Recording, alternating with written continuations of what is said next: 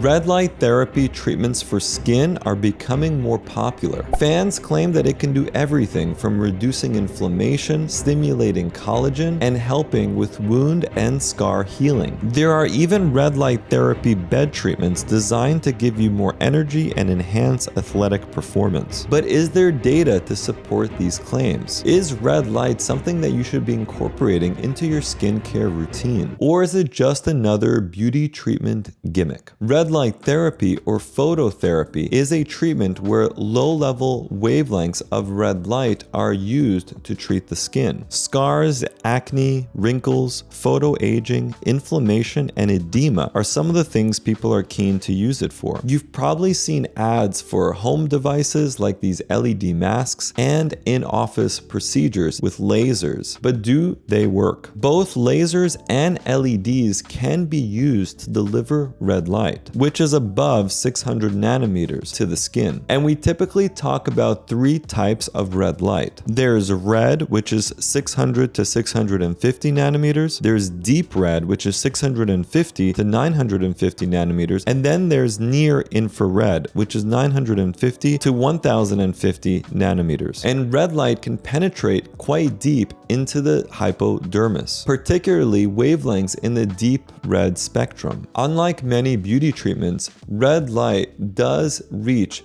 deeper layers of your skin, where collagen is synthesized and cells like keratinocytes and fibroblasts are working to produce collagen. Let's go over some of the different red light devices that are out there. There are handheld devices like the Foreo UFO or NuFace. These are small and portable and used for spot treatments. There are also face masks, such as one by Dr. Dennis Gross or Foreo. These are geared towards addressing acne and age-related concerns on the face. They're used like a face mask by some as a preventative type of measure. There are also hair regrowth devices such as iRestore and Capillus, and we've discussed this in a video dedicated to low-level laser light therapy for hair restoration. There are also full-body beds and booths. These are available in med spas and even for home use. These are typically aimed for more full-body anti-aging. This can be used for sports recovery. It can help your muscles and connective tissues, and usually this is the deep red and infrared type of wavelengths. These beds and booths are typically a lot more expensive. And for research and medical treatment, there are therapeutic grade type of red light devices. These are meant to treat conditions such as psoriasis or burns, or for use in lab research. But what these devices have in common is their actual light source, either LEDs or laser diodes, or a combination of the two. LED stands for light emitting diode. These are spontaneous light emissions, so there's less control. A diode is a semiconductor that glows when given a current. These are efficient, small, and generally inexpensive. There's low energy input and output, but these are based on omnidirectional light, which gets scattered. Ultimately, this is why LEDs are a lot less powerful. They can't be focused because light goes everywhere. Contrast that with conventional lasers, like a ND-YAG laser, for example. These are based on stimulated light emission, so there's more control. These tend to be bigger devices,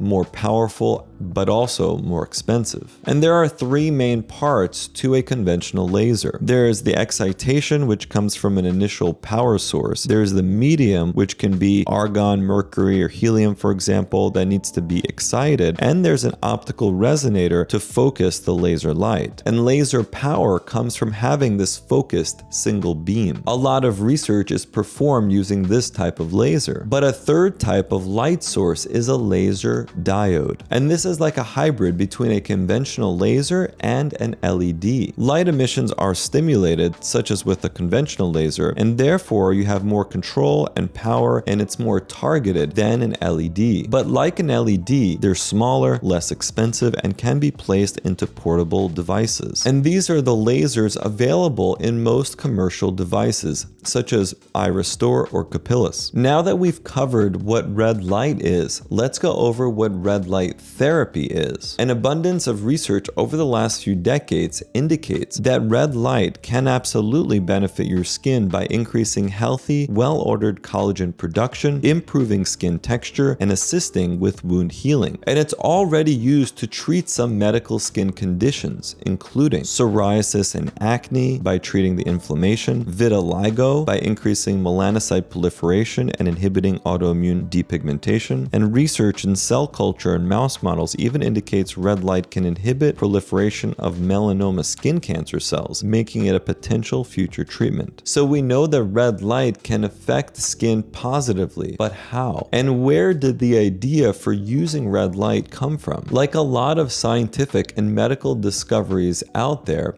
the discovery of red light was accidental. Danish physician Niels Finsen received a Nobel Prize in 1903 for discovering that exposure to concentrated red light accelerated the healing of sores, particularly in lupus patients. But he remained reluctant to put it into practice without first understanding how it worked. In 1967, Andre Mester in Hungary noticed that laser light helped promote hair growth and wound healing in rats. Later, during the 80s and 90s, scientists and researchers on the space station used light-emitting diode technology to grow potatoes in space. Intense red LEDs helped promote photosynthesis, which is very similar to photobiomodulation. Researchers noticed that it also helped wounds on the scientists' hands heal faster, which is important because weightlessness impedes healing and our cells prefer gravity. NASA scientists were interested in the potential medicinal application of light therapy during space travel. They hoped it would help treat the muscle atrophy or wasting and bone density issues along with the poor wound healing that are all consequences of weightlessness in space. Now let's go over how red light therapy actually works. It works through a mechanism called photobiomodulation. Certain wavelengths of red light and near-infrared light can stimulate biochemical pathways such as collagen production in the cells of your skin. It's similar to the process of photosynthesis in plants, where light energy is harnessed by plants to make sugars and oxygen, and red light does not typically generate heat. The result of photobiomodulation is improved energy production in the skin cells, increased blood flow, collagen production, and less inflammation. Red light stimulates mitochondrial ATP production, increasing your skin's available energy stores. Remember that mitochondria are the fuel engine of your cells. Stimulating mitochondria leads to cell signaling and growth factor synthesis, which is critical for wound healing and collagen synthesis. It also attenuates oxidative stress, which is important for decreasing inflammation. By triggering these pathways, red light is thought to improve healing and recovery. A comprehensive review from 2013 called Low-Level Laser Light Therapy in Skin, Stimulating, Healing, Restoring summarized what we know about the cellular mechanisms. Photons from light are absorbed by mitochondrial chromophores, such as cytochrome C, in skin cells, a critical enzyme for ATP or energy synthesis. Red light is thought to cause a dissociation of inhibitory nitric oxide, or NO, from cytochrome C, making cytochrome C more efficient. This results in greater ATP production as well as more reactive oxygen species and NO byproducts. ATP, reactive oxygen species, and NO act as signals for other downstream pathways necessary for tissue repair and healing. The net result of turning on these signaling pathways by low-level laser light is decreased cell death, increased vascular perfusion or blood flow. Also, important growth factors are upregulated and activated, such as TGF-beta. MMPs are reduced, which in turn reduces collagen degradation, and fibroblasts increase production of collagen. These are all cellular events associated with your skin feeling and looking healthy. They're also critical for wound healing. So the theory for red light therapy really being beneficial for your skin is